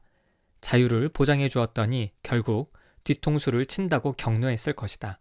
그러나 그리스인들 입장에서 보자면 이야기가 다르다. 로마의 조세 정책은 감당하기 힘들었고 사사건건 내정에 간섭하는 일이 많았기 때문이다. 로마인들이 주겠다는 자유는 그리스인들에게 전혀 와닿지 않았다. 이러한 상황에서 그리스인들은 페르수스의 제안을 물리치기 힘들었다. 그리스 도시국가들이 은혜를 저버리고 돌아섰다는 소식을 들은 로마인들은 결사항전을 주장했고 군단을 파견하여 기원전 168년 마케도니아와 그에 동조했던 그리스 도시국가들과의 전쟁에서 승리를 거두었다. 로마는 끊임없이 문제를 일으켰던 마케도니아 왕조를 아예 멸망시켰고 왕국을 분할하여 현지 주민들이 자치를 하도록 했다. 그리고 마케도니아 편에 섰던 그리스 도시들의 일부를 파괴하고 주민들을 노예로 삼았는데 이때 그리스 역사가 폴리비우스가 노예 신분으로 로마에 왔다. 그러나 나머지 그리스 국가들은 여전히 자치와 자유를 보장해 주었다. 이는 로마인들이 그리스에서 들어오는 학식 있는 노예들을 가정교사로 삼을 정도로 그리스 문화와 예술을 동경했기 때문이다. 시간이 흘러 기원전 148년에는 페르수스의 아들이라고 자처하는 자가 나타나서 반란을 일으켰다. 로마는 즉각적인 군사행동으로 오래지 않아 반란군을 진압했다. 원로원은 더 이상의 관용은 베풀지 않고 마케도니아를 로마의 속주 프로빈키아로 삼기로 했다. 속주는 로마의 영토이기 때문에 군대가 주둔하며 원로원에서 파견한 총독이 다스리게 된다. 이로써 마케도니아는 역사에서 사라진다. 이 무렵 원로원을 더욱 과격하게 만든 사건이 발생했다. 아테네, 스파르타와 함께 그리스 3대 도시국가였던 코린트에서 원로원 의원이 시민들로부터 무례한 대우를 받은 정황이 드러났다. 로마인들은 더 이상 참지 않기로 했다. 자치와 자유를 박탈하고 코린트를 완전히 파괴하기로 결정한다. 결국 기원전 146년 코린트는 지도에서 사라졌다. 같은 해에 카르타고 역시 동일한 운명을 겪어야 했다. 카르타고는 제2차 포에니 전쟁의 결과 로마의 허락 없이 군대를 조직할 수 없었다. 그런데 이웃 국가인 누미디아가 세력을 확장하면서 카르타고의 영토를 침범하자 이에 대응하기 위해 6만여 명의 용병을 조직했다. 원로원은 조사단을 파견하여 누미디아와 카르타고를 중재하려고 했으나 카르타고는 이를 무시하고 누미디아로 쳐들어갔다. 이는 로마의 허락 없이는 전쟁할 수 없다는 제2차 전쟁 협정의 위반이었다. 원로원에서는 협정을 위반한 카르타고를 완전히 괴멸시켜야 한다는 주장이 더욱 설득력을 얻었다. 이 분위기를 파악한 카르타고는 로마 원로원에 사람을 보내서 무조건 항복하겠다고 했다. 이때 원로원은 수도 카르타고를 파괴하고 해안에서 10로마 마일, 15km 정도 떨어진 내륙 지방으로 이주할 것을 요구했다. 이 극단적인 처방에 이번에는 카르타고 민중이 분노했다. 결국 카르타고는 결사항전을 다짐했고 마침내 제3차 포에니 전쟁이 벌어졌다. 전투라기보다는 일방적인 공성전으로 진행되었던 3차 전쟁으로 카르타고는 완전히 파괴되어 로마의 속주가 되었고 주민들은 모두 노예로 팔려나갔다. 이때 로마의 지휘관은 대스키피오의 양손자인 소스키피오였는데 스키피오와 함께 카르타고의 멸망을 목격했던 두 사람을 주목할 필요가 있다. 한 사람은 스키피오의 가정교사이자 그리스 역사가로 고대 로마에 대한 기록을 남겼던 폴리비우스이고 또 한 사람은 로마의 개혁을 주도했던 티베리우스였다. 카르타고가 멸망한 지 13년이 지난 후에는 히스파니아 원주민들의 거점인 누만티아도 완전히 망하여 없어졌다. 원주민들의 반란이 끊이지 않았던 것이 로마의 심기를 불편하게 만들었기 때문이다. 이를 두고 후대의 역사가들은 제2차 포에니 전쟁에서 승리한 이후 로마가 온건한 제국주의에서 강경한 제국주의로 변했다고 주장한다. 온건한 제국주의란 패권은 로마가 가지면서 상대 국가의 군사력을 제한하되 자치권과 경제권은 인정해주는 방식이다. 물론 전쟁을 치렀기에 배상금을 요구했으나 이는 전쟁으로 인한 손실을 만회하기 위해서지 경제적 착취가 목적은 아니었다. 그러나 마케도니아와 그리스에서 일어난 일련의 사건들, 즉 관용을 베풀었지만 돌아오는 것은 배반과 조롱뿐이었던 사건들을 계기로 정책이 바뀌었다는 것이다. 마케도니아를 비롯하여 코린트와 카르타고의 파괴, 그리고 누만티아의 멸망은 모두 이렇게 설명된다. 그러나 이런 변화를 단지 정책 변화라고만 볼 수 있을까? 온건한 제국주의에서 강경한 제국주의로 바뀌었다고 해도 굳이 그 방법이 극단적일 필요는 없지 않은가? 군대를 주둔시키면서 자치권을 인정하지 않고 혹독한 세금으로 이득을 취했어도 충분할 것이다. 그런데 왜 그렇게 철저히 파괴할 수밖에 없었을까? 후대의 역사가들은 이 세 도시의 파괴가 로마의 만행이었다고 호평한다. 이러한 원로원의 태도 변화를 단지 온건파의 주장보다 강경파의 주장이 더 우세했다는 것으로 설명할 수 있을까? 그렇지는 않을 것이다. 푸에니 전쟁에서 원로원이 보여주었던 의사결정 과정에서도 언제나 우세한 의견은 존재하고 있었지만 끊임없는 토의와 고민을 통하여 가장 좋은 해결책이 도출되었다. 결국 원로원의 의사결정 과정에 문제가 생겼다고밖에 볼 수 없다. 왜냐하면 결정 이후에 발생할 수 있는 여러 측면들을 전혀 고려하지 않은 것처럼 보이기 때문이다. 로마는 마케도니아를 멸망시킴으로써 갈리아와 트라키아의 세력에 부딪혔고 카르타고를 파괴함으로써 누미디아 세력에 직면했다. 그동안은 마케도니아와 카르타고가 완충 역할을 하고 있었는데 로마는 이들을 완전히 멸망시킴으로써 일종의 방파제를 스스로 파괴한 것이다. 원로원에는 전쟁 경험이 있는 지휘관 출신들이 많았기 때문에 이 사태를 예상하지 못했다고 보기는 어렵다. 그렇다면 도대체 왜 원로원은 이렇게 과격한 결정을 했을까? 한 가지 가능성은 원로원의 분위기가 전과 같지 않았다는 것이다. 원로원은 더 이상 활발한 의견과 다양한 생각들을 교환하고 심도 있게 토론할 수 있는 곳이 아니었을 것이다. 실제로 원로원은 제2차 포에니 전쟁 이후 변화를 겪었다.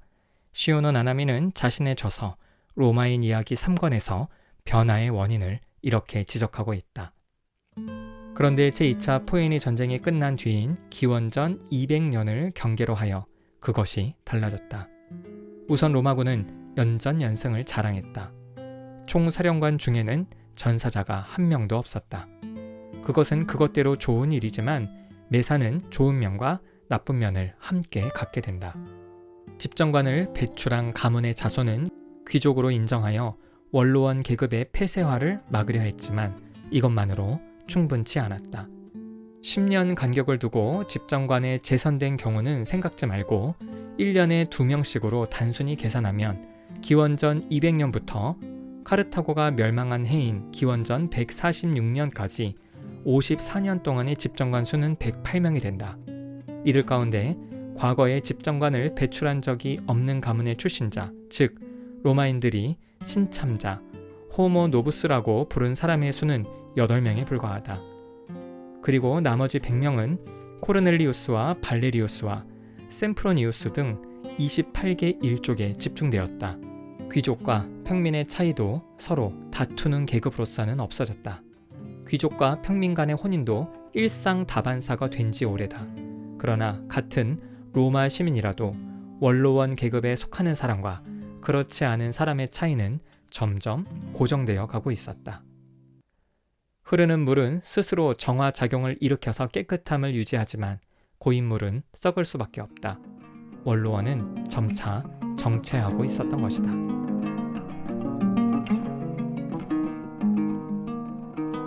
지나친 자만이 부른 어이없는 패배. 토의 중에 다양한 의견들을 제시하지 못하는 분위기는 결국 집단 의사결정에 부정적 영향을 미치는데 대표적인 예가 집단 극화와 집단 사고이다. 집단 극화란 비슷한 의견을 가진 사람들끼리 모여서 토론을 하면 매우 극단적인 결정을 하는 현상이고 집단 사고란 의견의 일치가 매우 지배적이어서 현실적인 대안이나 정보를 무시한 채로 엉터리 없는 결정을 하는 현상이다. 필자의 저서 심리학으로 보는 조선왕조실록에서 집단 극화와 집단 사고의 예로 인조시대에 일어난 병자호란을 들었다. 당시 조정은 친명배금 성향이 있는 서인들의 세상이었기 때문에 이러한 사람들이 모여 토론을 하고 만들어낸 결정은 지나치게 극단적인 것, 즉 전쟁이었다. 이러한 집단 극화는 종종 집단 사고로 연결되는데 그 이유는 극단적 결정을 수습하기 위한 선택도 합리적이고 타당할 리 없기 때문이다.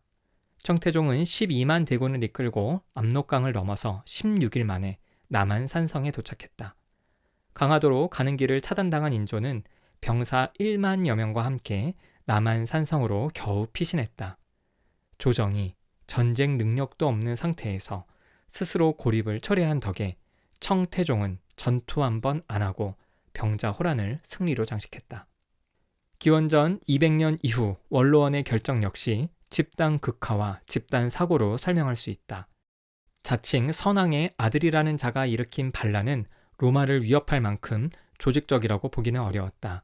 그러나 반복되는 마케도니아의 반란과 태도 변화로 원로원 의원들은 마케도니아를 부정적으로 인식했고 이것이 토론 과정을 거치면서 집단 극화로 발전하여 코린트와 마케도니아, 누만티아 파괴라는 극단적인 결정을 낳은 것이다. 로마의 군사력은 세계 최강이었기 때문에 적절한 선에서 따끔한 맛만 보여주고 멸망시키지 않을 수도 있었고 그렇게 했어야 한다. 로마는 마음에 들지 않는다고 방파제를 부순 꼴이었다.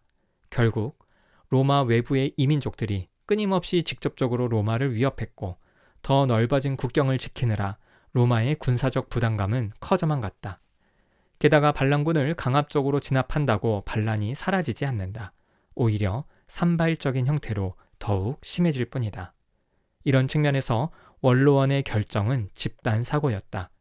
이것은 이후 공화정의 몰락과 더 나아가 로마 제국 몰락까지 초래하는 씨앗이 된다고 볼 수 있다. 집단 극화와 집단 사고의 원인은 다름 아닌 원로원의 폐쇄화였다. 폐쇄화가 된다는 것은 어떤 의미일까? 단지 폐쇄적인 집단이 되었다고 해서 불과 50년 전과 이렇게 다른 결정을 내릴 수 있는 것일까? 심리학자 제니스가 집단 사고를 연구했던 것은 1961년 미국 케네디 대통령과 그의 참모들이 결정한 어처구니 없는 작전 때문이었다. 미국은 미국 내에 쿠바 망명자 1,300명을 모집하여 CIA 훈련을 받게 한 뒤 쿠바에 피그만으로 침투시켰는데 전원이 사살되거나 포로로 잡히고 말았다. 쿠바 정권을 무너뜨리려던 미국은 오히려 포로들을 살려내기 위하여 막대한 자금과 군수물자를 쿠바에 넘겨야 했다. 당시의 정황을 재조사한 역사가들은 도저히 성공할 수 없는 계획이었다면서 어떻게 세계 최고의 군사력과 정보력을 자랑하는 미국 정부의 수뇌부가 이런 결정을 했는지 이해할 수 없다고 했다. 더욱 놀라운 사실은 이 계획을 결정한 자문위원들이 바로 미국 내 최고의 두뇌 집단이었다는 것이다. 1972년 심리학자 제니스는 이 의사결정 과정을 심리학적으로 분석했고 그 결과 응집력 있는 집단이 만장일치가 요구되는 상황에서는 종종 이해할 수 없는 결정을 내리기도 한다면서 이를 집단 사고라고 했다. 참고로 집단 사고라는 말은 조지 오웰이 자신의 소설 1984년에서 처음 사용한 것으로 제니스가 이를 차용했다. 피그망 침공 사건은 종종 미국의 역사에서 가장 수치스러운 일로 꼽히는데 2006년에는 루이스빌 대학교의 리더십 연구기관인 맥코널 센터가 대통령의 순간들이라는 역사학술 대회에서 발표한 역대 대통령의 오판 10가지 중 7위에 기록되었다. 제니스는 집단 사고가 나타나는 원인으로 3가지를 꼽았다. 바로 응집력과 집단의 구조적 결함, 불리한 상황적 요인들이다. 응집력이 높은 집단에서는 다른 사람과의 좋은 관계 유지를 위하여 언쟁을 피하려고 하고 집단의 결정에 대하여 다른 의견을 제시하지 않으려고 한다. 내부에서 다양한 의견이나 비판이 나오기 힘들다면 외부에서 누군가가 그 역할을 해주어야 한다. 그러나 집단이 외부로부터 차단된 구조라면 이마저도 어려울 것이다. 마지막으로 불리한 상황적 요인들도 결정을 내리는데 영향을 미친다. 제2차 포에니 전쟁 때의 원로원과 이후의 원로원은 바로 이 3가지 측면에서 차이가 있었다. 구성원이 바뀌지 않아서 폐쇄적이 되었으며 최고의 권력기관으로서 누구의 간섭과 감독도 받지 않았다. 본래 영웅을 거부하는 제도인 공화정은 특별한 일이 없으면 제도와 정책을 바꾸지 않기 때문에 원로원은 그야말로 치명적인 구조적 결함을 가질 수밖에 없는 상황이었다. 구성원이 고정되기 시작하면 자연스럽게 불필요한 친밀감만 발생하게 된다. 서로 얼굴을 붉히지 않기 위하여 서로의 의견에 동조해 주는 것이다. 누가 새로운 의견이나 다수와 다른 의견을 얘기만 하면 곧바로 공격의 대상이 되곤 했다. 이 두 원인은 확실히 원로원의 불합리한 의사결정을 적절히 설명해준다. 그러나 마지막 원인인 불리한 상황적 요인들은 어찌 보면 잘 설명이 되지 않는다. 불리한 상황적 요인은 오히려 제2차 포에니 전쟁 때가 더욱 심각했다. 안방까지 들어온 한니발은 여기저기 들쑤시고 다니면서 로마 연합을 깨뜨리려고 했고, 로마는 한니발에 비하여 보잘것없는 병력과 전술로 반복되는 전투를 치르면서 많은 사상자가 발생했다. 특히 포로 8,000명의 대표가 원로원을 방문했을 때의 상황은 최악이었다. 반면 마케도니아를 시작으로 누만티아를 멸망시킬 때는 상황이 전혀 시급하지 않았다. 로마는 군사력에 자신감을 갖고 있었기 때문에 느긋할 수도 있었다. 결국 집단의 폐쇄적인 구조와 지나친 응집하는 유리한 상황에서도 잘못된 결정을 내리게 할 만큼 파괴적인 것이고, 집단의 분위기가 개방적이어서 다양한 의견을 수용할 수 있다면 아무리 불리하고 시급한 상황에서도 집단 극화와 집단 사고는 일어나지 않을 수 있는 것이다. 아이러니하게도 원로원의 집단 극화와 집단 사고에는 로마군의 연전연승이 한몫하고 있었다. 지나친 군사적 자신감이 아니었다면 로마는 더욱 합리적인 선택을 할 수 있었을지도 모른다. 다음 장에서는 로마를 강국으로 만든 군사적 자신감, 즉 전쟁을 살펴보자.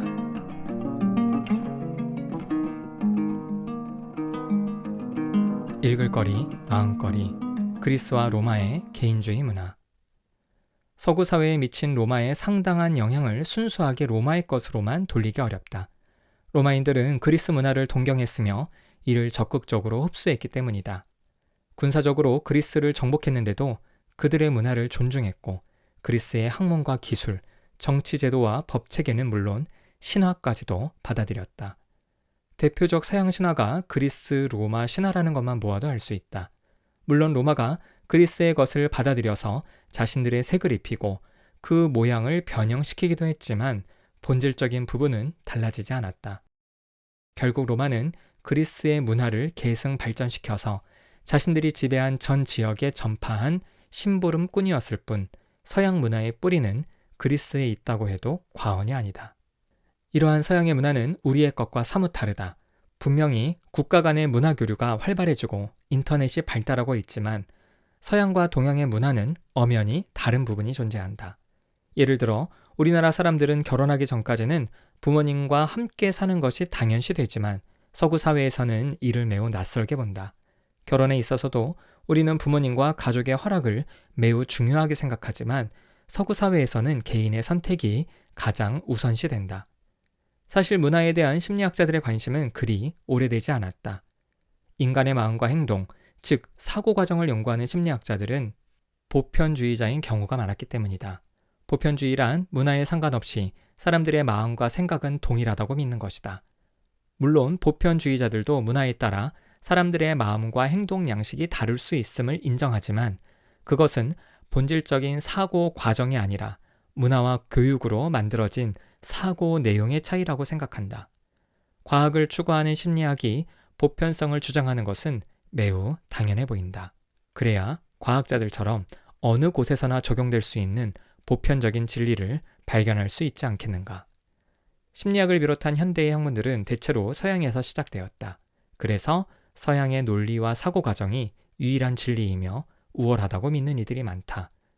이는 한편으로 자신의 의견을 논리적으로 개진하기 어려워하는 동양인들을 무언가 모자라는 사람으로 취급받게 하는 원인이 되었다. 그러나 학계에서 동양인들의 약진이 계속되고 학문의 세계화와 다문화적 측면이 강조될수록 보편주의에 대한 믿음은 흔들리기 시작했다. 그리고 문화 차이에 대한 연구들이 본격적으로 진행되면서 심리학에서는 문화 심리학이 부상했다. 문화 심리학은 보편주의를 추구하는 전통 심리학에 도전하는 패러다임이라고 할 수 있다. 참고로 비교 문화 심리학은 사고 과정의 보편성을 검증하는 한 방법으로 문화를 사용하기 때문에 전통적인 입장이다. 동양과 서양의 문화를 구분하여 지칭하는 방법들이 여럿 있지만 가장 많이 사용하는 것이 개인주의와 집단주의다. 이 구분은 네덜란드의 심리학자인 호프스테데가 문화를 평가하는 데 사용하기 위하여 제안한 기준 중 하나로 서양은 개인주의로, 동양은 집단주의로 보고 있다. 서양의 개인주의 문화는 집단보다는 개인이 우선권을 가지는 것으로 결혼과 직업, 취미 등의 선택을 가족보다는 개인의 책임으로 인식한다. 반면 동양의 집단주의 문화는 개인보다는 1차 집단, 가족, 친척, 지역 공동체 등을 우선시하고 그 결과 자신의 욕구보다는 적절한 규범을 따르려는 경향이 존재한다. 결국 타인의 시선에 얼마나 영향을 받느냐가 관건이다. 물론 다양한 측면이 있는 문화를 이분법적으로만 이해하는 것은 불가능할 뿐더러 유용하지도 못하지만 단순화할수록 선명해지는 측면이 있어서 여기서는 이분법을 사용하고자 한다. 실생활의 예를 들어보자. 우리나라 사람들은 나들이를 가거나 친구를 만나러 갈 때, 그리고 심지어 시장에 장을 보러 갈 때도 제대로 차려입으려고 한다. 대학생들의 경우 평상시 수업은 물론 시험 기간에도 무척이나 외양에 신경을 쓴다. 이러한 모습은 한국에서 공부하는 외국인들에게 매우 생소하고 놀라운 일이라고 한다. 우리 역시 외국에 가서 놀라기는 마찬가지다. 패션의 본고장으로 일컬어지는 파리 시내를 걷다 보면 현지인들은 패션 테러리스트가 아닌가 싶을 정도로 대충 입고 다닌다. 대부분이 헐렁한 티셔츠와 청바지 차림의 운동화이다. 어느 것이 좋고 나쁘다고 생각할 필요는 없다. 이것은 단지 차이일 뿐이다. 우리나라 사람들은 타인을 배려하지 않는 사람을 이기적이라고 평가해서 싫어하지만 서양 사람들은 개인의 권리를 중요시하면서 타인보다는 자신의 판단을 따른다. 서양 사람들은 자신의 생각과 판단 없이 누군가에게 의존하거나 눈치를 보는 사람을 이해할 수 없다고 한다. 반면 우리나라 사람들은 타인을 배려하는 사람을 매우 사교성이 좋은 사람으로 평가한다. 분명 타인의 시선을 의식하는 정도에 있어서 서양과 동양은 차이가 있다. 타인의 영향을 잘 보여주는 유명한 사회심리학 실험 중 하나가 바로 동조이다. 이 실험은 애쉬가 1950년대 미국에서 실시했던 실험으로 절차는 다음과 같다. 참가자들에게 두 종류의 그림을 동시에 보여준다. 왼쪽 그림에는 하나의 선분이 그려져 있고 오른쪽 그림에는 크기의 차이가 분명한 세 종류의 선분이 그려져 있다. 참가자들에게 왼쪽 그림의 선분이 오른쪽의 세 선분 중 어느 것과 같은 크기인지를 말하도록 요청한다.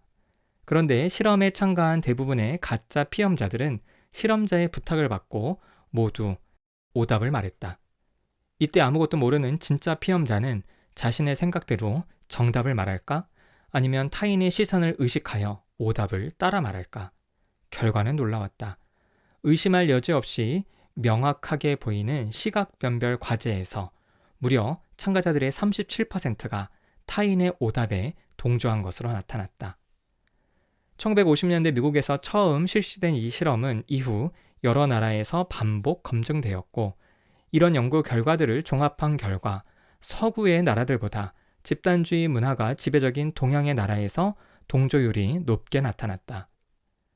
그런데 흥미로운 사실도 발견되었다. 일본인을 대상으로 했던 어떤 실험에서는 동조율이 25%로 나타나서 미국인들보다 낮았던 것이다. 일본 역시 집단주의 문화인데 왜 이러한 결과가 나타났을까? 그 이유는 후속 연구에서 밝혀졌다. 후속 연구에서는 참가자들을 서로 안면이 있는 사람들로 구성했는데 동조율이 무려 50% 이상으로 껑충 튀었다고 한다. 반면 서양에서는 집단 구성원이 안면이 있든 없든 상관없었다고 한다. 집단주의 문화에서 타인의 시선과 영향은 낯선 사람보다는 안면이 있는 경우에 더 중요하다고 볼 수 있다. 이후 여러 연구자들은 집단주의 문화권에서 타인의 영향은 정서적 유대감이 있는 경우에 강하게 나타나고 그렇지 않은 경우에는 오히려 타인에 비하여 배타적인 태도를 갖는다는 사실을 밝혀냈다. 주변 지인들과 친구들, 가족들에 대해서는 지나칠 정도로 신경을 쓰고 배려해주지만 뒤따라오는 사람의 안전을 위해서는 문도 잡아주지 않는 경우가 얼마나 많은가. 미국 미시간 대학교의 니스벳은 자신의 저서 생각의 지도에서 동양과 서양의 차이를 이렇게 정리했다. 내가 누구인지에 대한 자기 개념에서 서양은 독립적이지만 동양은 타인과의 관계 속에서 이해하려 하고 세상을 지각할 때에도 서양은 부분으로부터 전체로 나아가지만 동양은 전체를 먼저 파악하려 한다. 원인과 결과를 생각할 때 서양은 본질적으로 단순하여 예측 가능하다고 판단하지만 동양은 상황에 따라 얼마든지 달라질 수 있으므로 복잡하고 예측 불가능하다고 판단한다.